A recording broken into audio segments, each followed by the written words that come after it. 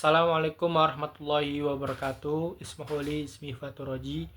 Fi hadil fursah syashrah lakum anit ad-dirasat an-nafsiyah al-lawawiyah.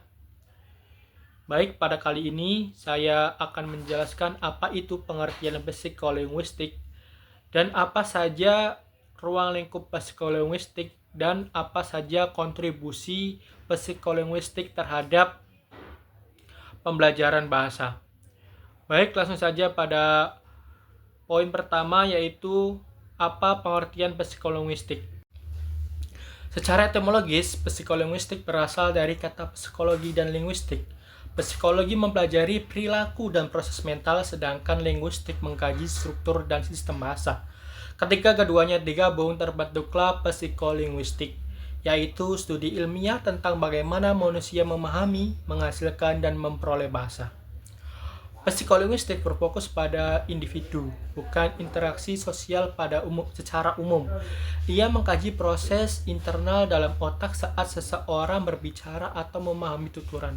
Psikolinguistik menyelidiki proses mental dalam produksi dan pemahaman kalimat serta perolehan bahasa sejak masa kanak-kanak.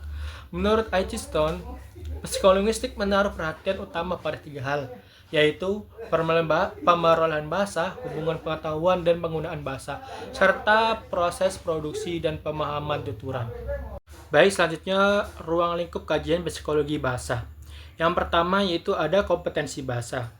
Psikologi bahasa mengkaji kompetensi sebagai kemampuan bawaan seseorang dalam memahami dan menggunakan bahasa secara benar tanpa belajar formal. Ini mencakup intuisi terhadap tata bahasa, susunan kalimat, dan kosakata, seperti terlihat pada anak-anak yang mampu berbicara gramatikal sebelum mengenal teori gramatika. Yang kedua yaitu ada akuisisi bahasa. Akuisisi adalah proses pemerolehan bahasa ibu secara alami.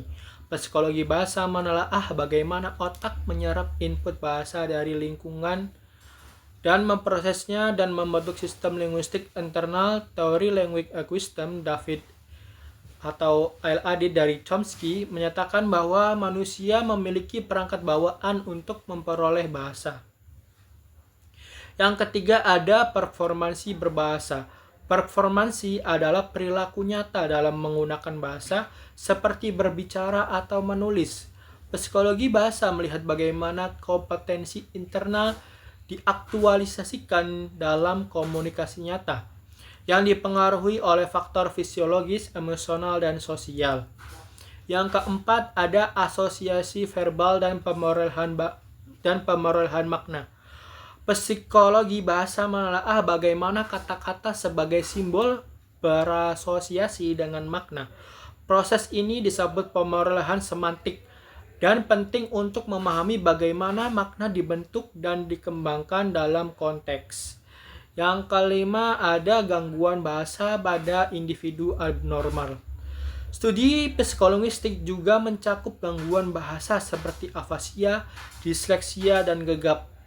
Dengan memahami bagaimana otak normal memproses bahasa, para ahli dapat menyusun terapi dan strategi pembelajaran yang sesuai bagi penderita gangguan bahasa. Yang keenam ada persepsi ujaran dan kognisi. Kajian ini menyentuh proses mental dalam memahami bunyi bahasa, dari mengenali suara hingga menyusun makna. Selain pendengaran, aspek fonologi, sintaksis, dan semantik juga terlibat, dengan dukungan dari kemampuan kognitif seperti atensi dan memori. Yang ketujuh, ada pembelajaran bahasa. Psikologi bahasa menjadi dasar pengembangan metode pembelajaran bahasa kedua atau asing. Faktor gaya belajar, motivasi, dan lingkungan dipertimbangkan untuk merancang pendekatan belajar yang efektif dan adaptif. Baik, selanjutnya yaitu ada kontribusi psikologi bahasa terhadap pembelajaran bahasa. Yang pertama yaitu menjelaskan kompleksitas bahasa. Bahasa bukan sekedar tiruan atau hafalan, tetapi hasil kerja sistem kognitif yang kompleks. Anak-anak membentuk kalimat dan makna secara kreatif karena otaknya bekerja menyusun sistem linguistik. Yang kedua yaitu ada menyoroti peran kognitif. Pembelajaran bahasa sangat bergantung pada memori jangka pendek dan jangka panjang. Penyajian materi yang bermakna dan kontekstual serta pengulangan sangat membantu retensi pemahaman. Yang ketiga ada menggarisbawahi faktor afektif. Motivasi, emosi, dan kepercayaan diri sangat mempengaruhi hasil belajar. Teori afektif filter dari Krashen menunjukkan bahwa suasana belajar yang positif mendorong keberhasilan dalam memproses bahasa. Yang keempat ada mendorong pendekatan personal dan berpusat pada siswa. Setiap siswa memiliki gaya belajar yang berbeda. Psikolinguistik mendorong guru untuk menyusun strategi pembelajaran yang sesuai dengan preferensi individual siswa, serta visual seperti visual, auditory, atau kinestetik. Yang kelima yaitu membantu mengatasi kesulitan belajar bahasa dengan memahami gangguan bahasa. Guru dan psikolog pendidikan dapat merancang pendekatan inklusif dan efektif bagi siswa berkebutuhan khusus sehingga pembelajaran menjadi lebih adil dan manusiawi. Baik yang terakhir, yang keenam yaitu menguatkan fondasi ilmiah dalam pengajaran bahasa. Kajian psikologi memberikan kerangka ilmiah bagi pendidikan bahasa. Ibarat peta dalam perjalanan, ia membantu pengajar dan siswa dalam menempuh proses belajar yang lebih cepat, tepat, dan bermakna. Baik, sekian dari saya.